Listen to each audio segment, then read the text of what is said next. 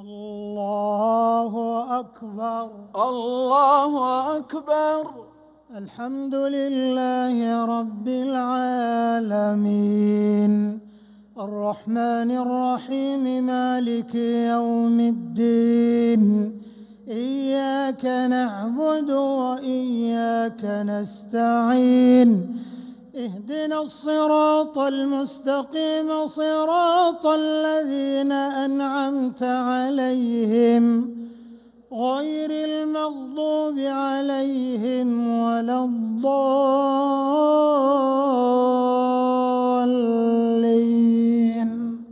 آمين. قل هو الله أحد الله الصمد لم يلد ولم يولد ولم يكن له كفوا أحد.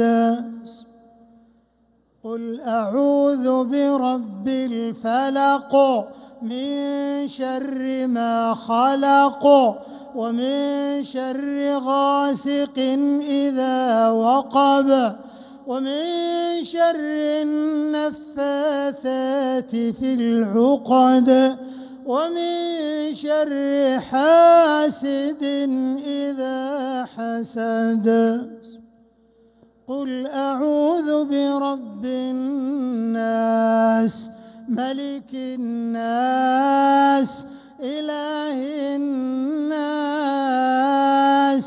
من شر الوسواس الخناس الذي يوسوس في صدور الناس من الجنة والناس.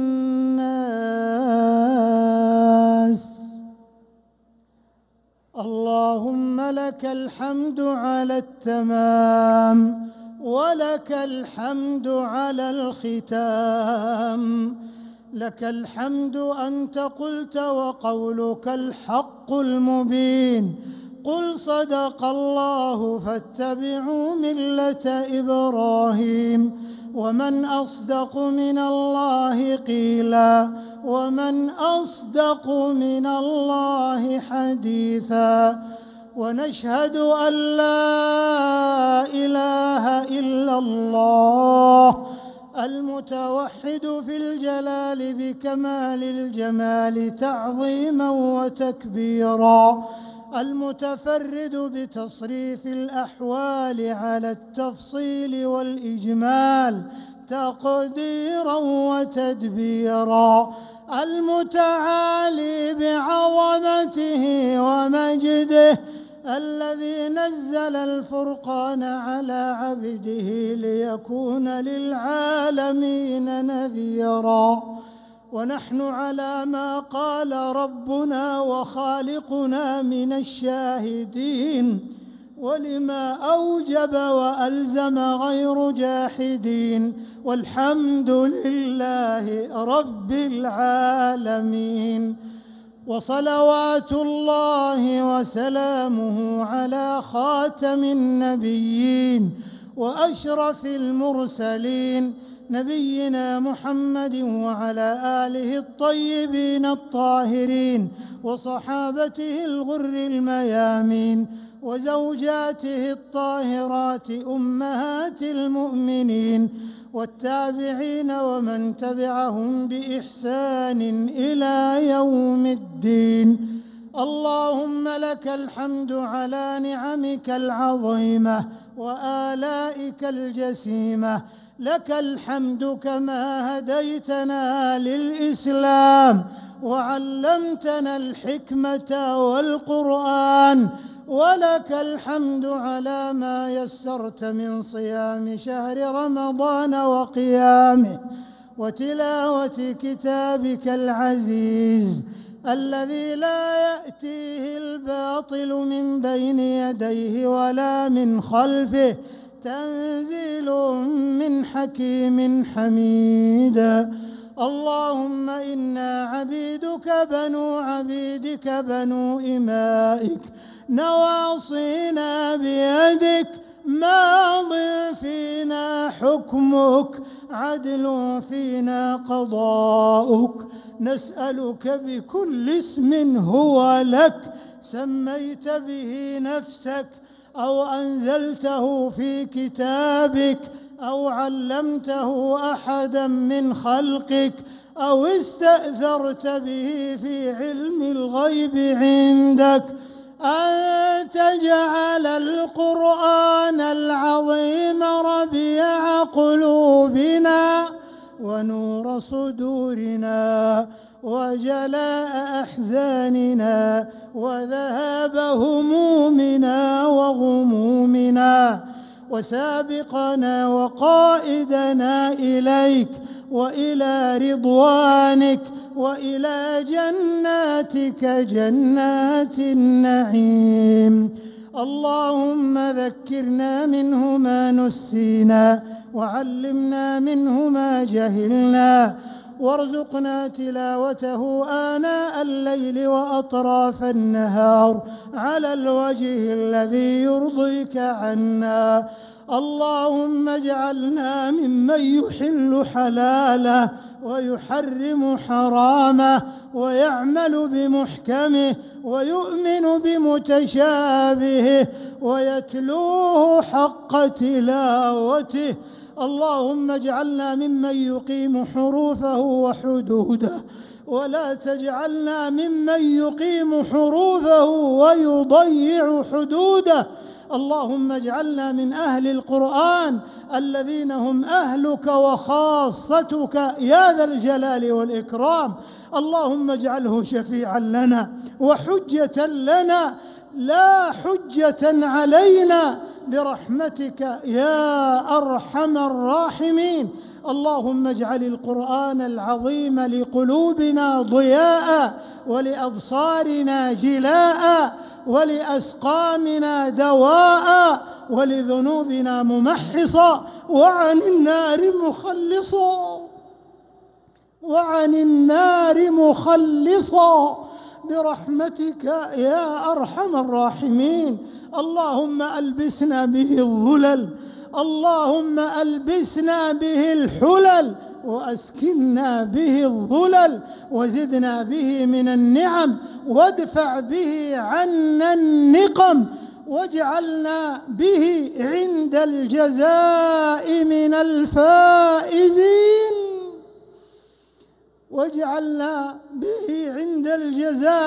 الفائزين وعند النعماء من الشاكرين وعند البلاء من الصابرين. ولا تجعلنا ممن استهوته الشياطين فشغلته بالدنيا عن الدين. اللهم انفعنا وارفعنا بالقرآن العظيم الذي رفعت مكانه وبينت برهانه وأيدت سلطانه وقلت يا أعز من قائل سبحانه فإذا قرأناه فاتبع قرآنه ثم إن علينا بيانه. أحسن كتبك نظاما وأفصحها كلاما وأبينها حلالا وحراما محكم البيان ظاهر البرهان محروس من الزيادة والنقصان فيه وعد ووعيد وتخويف وتهديد.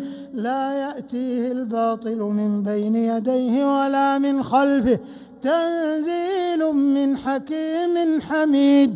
اللهم أوجب لنا به الشرف المزيد. اللهم وفقنا لكل عمل صالح رشيد يا ذا الجلال والإكرام يا ذا الطول والإنعام وألحقنا بكل بر سعيد. اللهم اجعلنا بتلاوة كتابك منتفعين وإلى لذيذ خطابه مستمعين ولأوامره ونواهيه خاضعين وعند ختمه من الفائزين وعند ختمه من الفائزين، وعند ختمه من الفائزين. ولك في جميع شهورنا ذاكرين، ولك في جميع أمورنا راجين برحمتك يا أرحم الراحمين.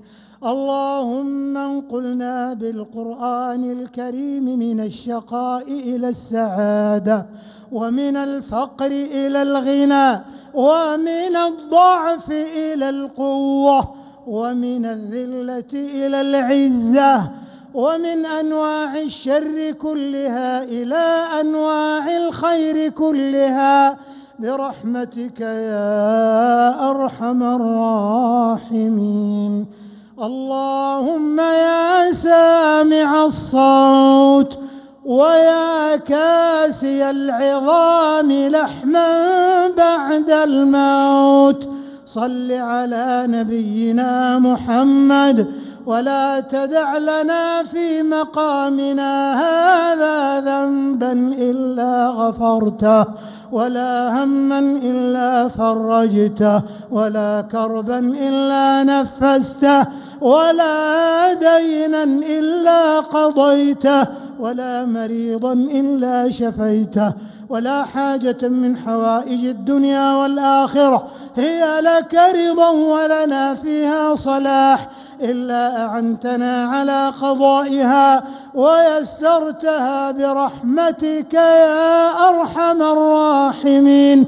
إلهنا إلهنا إلهنا، قد حضرنا ختم كتابك وأنخنا مطايانا ببابك، فلا تطردنا عن جنابك، فإن طردتنا فإنه لا حول لنا ولا قوة إلا بك.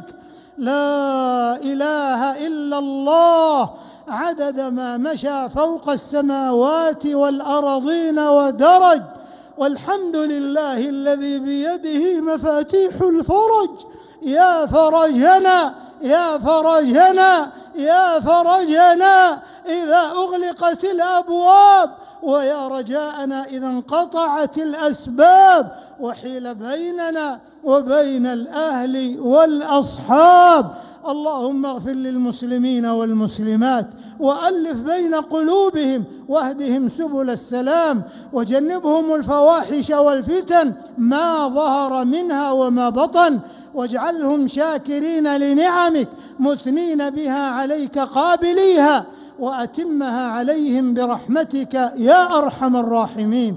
اللهم اغفر لجميع موتى المسلمين الذين شهدوا لك بالوحدانية ولنبيك بالرسالة وماتوا على ذلك. اللهم اغفر لهم وارحمهم وعافهم واعف عنهم وأكرم نزلهم ووسع مدخلهم، واغسلهم بالماء والثلج والبرد، ونقهم من الذنوب والخطايا كما ينقى الثوب الأبيض من الدنس. وارحمنا اللهم إذا صرنا إلى ما صاروا إليه تحت الجنادل والتراب وحدنا برحمتك يا أرحم الراحمين. اللهم إنك عفو تحب العفو فاعف عنا. اللهم إنك عفو تحب العفو فاعف عنا.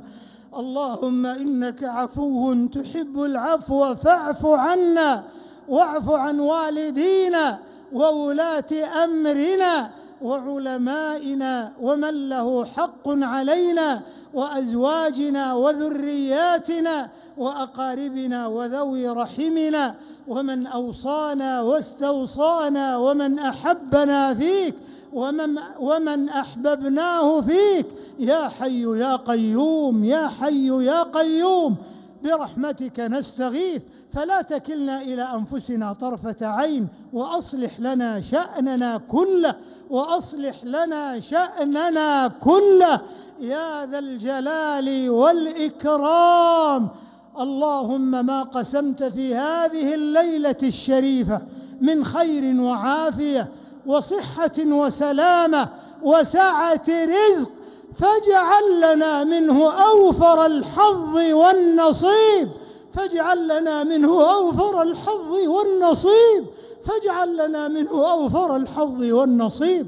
وما أنزل فيها من شر وبلاء وفتنة فاصرفه عنا وعن المسلمين. اللهم إنك تتفضل على عبادك في كل ليلة من شهر رمضان بعتق رقابهم من النار، وتمن عليهم في آخر ليلة من رمضان بعتق رقابهم من النار. اللهم اكتبنا من عتقائك من النار، اللهم اكتبنا من عتقائك من النار، اللهم اكتبنا من عتقائك من النار. اللهم اعتق رقابنا ورقاب آبائنا وأمهاتنا وولاتنا وعلمائنا وأزواجنا وذرياتنا وأقاربنا ومن له حق علينا، أعتقنا جميعا من النار برحمتك يا عزيز يا غفار. اللهم اجعل ختمتنا هذه ختمة مباركة مقبولة على من قرأها وحضرها وسمعها وشاهدها وأمنا على دعائها يا أرحم الراحمين. اللهم أعز الإسلام والمسلمين وأذل الكفر والكافرين ودمر أعداء الدين واحم حوزة الدين، واجعل هذا البلد آمنا مطمئنا سخاء رخاء وسائر بلاد المسلمين. اللهم آمنا في أوطاننا، اللهم آمنا في أوطاننا، اللهم آمنا في دورنا، وأصلح أئمتنا وولاة أمورنا، وأيد بالحق إمامنا وولي أمرنا. اللهم اغفر وارحم لمؤسس وموحد هذه البلاد، اللهم اغفر له وارحمه وعافه واعف عنه واجزه خير الجزاء كفاء ما قدم للإسلام والمسلمين، واغفر لأولاده من بعده يا أرحم الراحمين. وخص بالتوفيق والتأييد والعون والتسديد إمامنا خادم الحرمين الشريفين سلمان بن عبد العزيز يا كريم يا عزيز. اللهم وفقه لما تحب وترضى، وخذ بناصيته للبر والتقوى، وهيئ له البطانة الصالحة التي تدله على الخير وتعينه عليه. اللهم كن به حفيا وكن له نصيرا ووليا. اللهم اكشف لهم وجوه الحقائق، اللهم اكشف لهم وجوه الحقائق وافتح لهم المغالق يا أرحم الراحمين ويا أكرم الأكرمين. اللهم هيئ لهم في كل أمورهم رأيا سديدا وعملا رشيدا وفعلا حميدا وعملا فريدا يا أرحم الراحمين. اللهم وفق ولي عهده محمد بن سلمان يا حنان يا ديان يا منان. اللهم وفقه وأعنه وسدده يا حي يا قيوم يا ذا الجلال والإكرام. اللهم اجعل في رؤيته الطموحة ما فيه عز للإسلام والمسلمين وخير للبلاد والعباد. اللهم اجزهم خير الجزاء على ما قدموا للحرمين الشريفين وقاصديهما وللمعتمرين والزائرين والمصلين. اللهم اكتب ذلك في صحائف أعمالهم واجزهم خير الجزاء وأوفاه يا حي يا قيوم يا ذا الجلال والإكرام. اللهم اجعل بلادنا هذه المملكة العربية السعودية آمنة مطمئنة سخاء رخاء حائزة على الخيرات والبركات سالمة من الشرور والآفات. اللهم ابسط أمنها واستقرارها ورخاءها وازدهارها. اللهم من أرادها بسوء فرد كيده في نحره، فرد كيده في نحره، واجعل تدبيره تدميرا عليه يا سميع الدعاء. اللهم وفق قادة المسلمين لتحكيم شرعك واتباع سنة نبيك صلى الله عليه وسلم، واجعلهم رحمة على عبادك المؤمنين. اللهم وفق رجال أمننا، اللهم وفق رجال أمننا واجزهم خير الجزاء على ما قدموا من خدمة أمن وحراسة هذه البلاد المباركة وثغورها وحدودها يا رب العالمين. اللهم تقبل شهداءهم، اللهم تقبل شهداءهم، واشف مرضاهم، وعاف جرحاهم، وردهم سالمين غانمين برحمتك يا أرحم الراحمين. اللهم اصرف عنا شر الأشرار وكيد الفجار وشر طوارق الليل والنهار.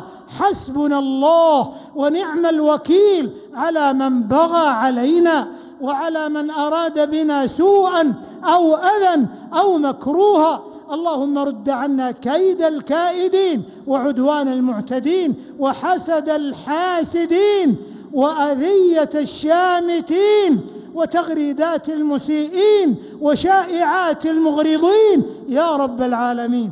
اللهم إنا نسألك بأسمائك الحسنى وصفاتك العلى أن تصلح شباب المسلمين عامة وشباب هذه البلاد خاصة، وأن توفقهم لما تحب وترضى، وأن ترزقهم منهج الوسط والاعتدال، وأن تحفظهم من الغلو والجفاء، وأن ترزقهم الوسطية والاعتدال يا ذا الجلال والإكرام، وأن تجعلهم لبلادهم قرة ولأوطانهم مسرة يسعون في إعمارها وتنميتها يا ذا الجلال والإكرام. اللهم وفق فتيات المسلمين ونساءهم واحفظهن من كل عدو للإسلام والمسلمين. اللهم جملهن بالحياء والعفاف والحجاب والاحتشام يا ذا الجلال والإكرام. إلهنا إلهنا إلهنا يا من لا يهزم جندك ولا يخلف وعدك، يا منزل الكتاب، يا مجري السحاب، يا هازم الأحزاب، اهزم أعداء الإسلام والمسلمين. اللهم أنجِ المستضعفين من المسلمين في كل مكان، اللهم أنجِ المستضعفين في فلسطين. اللهم إنا نشكو إليك ضعف قوتهم وقلة حيلتهم، اللهم إنهم ضعفاء فقوهم، اللهم إنهم حفاة فاحملهم، وجياع فأطعمهم، وعراة فاكسهم. اللهم ارحم ضعفهم واجبر كسرهم. اللهم عليك بعدوهم وعدوهم يا ذا الجلال والإكرام. اللهم إن أعداء الإسلام قد طغوا وبغوا وأسرفوا في الطغيان، اللهم عليك بهم فإنهم لا يعجزونك. ندرأ بك اللهم في نحورهم ونعوذ بك اللهم من شرورهم يا قوي يا عزيز. اللهم وفق القائمين على وسائل الإعلام ومناهج التعليم في كل مكان لتكون أدوات خير وتوجيه وإحسان يا حي يا قيوم يا ذا الجلال والإكرام. اللهم انشر قيم الحق والخير والعدل والسلام والاعتدال بين بني الأنام يا حي يا قيوم يا ذا الجلال والإكرام. اللهم إنا نسألك من الخير كله عاجله وآجله ما علمنا منه وما لم نعلم، ونعوذ بك من الشر كله عاجله وآجله ما علمنا منه وما لم نعلم، ونسألك من خير ما سألك منه نبيك صلى الله عليه وسلم وعبادك الصالحون، ونعوذ بك من شر ما استعاذك منه نبيك صلى الله عليه وسلم وعبادك الصالحون، وأن تجعل كل قضاء قضيته لنا خيرا وعاقبته رشدا. اللهم لا تفرق جمعنا هذا إلا بذنب مغفور وسعي مشكور وعمل متقبل مبرور وتجارة لن تبور. اللهم اختم لنا شهر رمضان برضوانك والعتق من نيرانك، والعتق من نيرانك، والعتق من نيرانك. وأعد علينا رمضان أعواما عديدة وأزمنة مديدة ونحن في خير وصحة وحياة سعيدة وعيشة رغيدة يا ذا الجلال والإكرام. اللهم وفق هذه البلاد وقيادتها، واحفظ علينا عقيدتنا وتوحيدنا وتلاحمنا وترابطنا واجتماعنا على التوحيد والكتاب والسنة وعلى الإمامة والجماعة، واحفظنا من الأحزاب الضالة والأفكار المنحرفة يا حي يا قيوم يا ذا الجلال والإكرام. اللهم تجاوز عنا ما كان من خطأ أو تقصير أو نسيان، ولا تجعل هذا المقام آخر المقام في هذا البيت المبارك وفي هذا المكان المبارك وفي هذا الشهر المبارك في البلد الحرام في البيت الحرام. اجمعنا جميعا في المسجد الأقصى فاتحين منتصرين يا حي يا قيوم. اللهم اجعله شامخا عزيزا إلى يوم الدين. اللهم كما جمعتنا في هذا المكان المبارك فاجمعنا في جناتك جنات النعيم إخوانا على سرر متقابلين يا أرحم الراحمين ويا أكرم الأكرمين. ربنا آتنا في الدنيا حسنة وفي الآخرة حسنة وقنا عذاب النار. ربنا لا تؤاخذنا إن نسينا أو أخطأنا. ربنا ولا تحمل علينا إصرا كما حملته على الذين من قبلنا. ربنا ولا تحملنا ما لا طاقة لنا به. واعف عنا واغفر لنا وارحمنا. أنت مولانا أنت مولانا أنت مولانا فانصرنا على القوم الكافرين. اللهم إنا نعوذ برضاك من سخطك وبمعافاتك من عقوبتك وبك منك لا نحصي ثناء عليك أنت كما أثنيت على نفسك. اللهم إنك قلت وقولك الحق ادعوني أستجب لكم. اللهم هذا الدعاء اللهم هذا الدعاء ومنك الإجابة. اللهم استجب جميع دعواتنا اللهم استجب جميع دعواتنا وأعط كل منا سؤله وحقق له مناه ومراده يا ذا الجلال والإكرام. ولا تردنا خائبين ولا تردنا خائبين ولا تردنا خائبين ولا عن بابك مطرودين ولا من رحمتك محرومين برحمتك يا أرحم الراحمين. ربنا تقبل منا إنك أنت السميع العليم وتب علينا إنك أنت التواب الرحيم واغفر لنا ولوالدينا ووالديهم وجميع المسلمين والمسلمات الأحياء منهم والأموات إنك سميع قريب مجيب الدعوات. سبحان ربك رب العزة عما يصفون وسلام على المرسلين والحمد لله رب العالمين. اللهم صل على محمد ما ذكره الذاكرون الأبرار وصل على محمد ما تعاقب الليل والنهار وصل على محمد وعلى المهاجرين والأنصار والتابعين ومن تبعهم بإحسان إلى يوم القرار. سبحانك اللهم وبحمدك نشهد أن لا إله إلا أنت نستغفرك ونتوب إليك ونصلي ونسلم على خاتم أنبيائك وأشرف رسلك وعلى آله وصحبه أجمعين والحمد لله رب العالمين.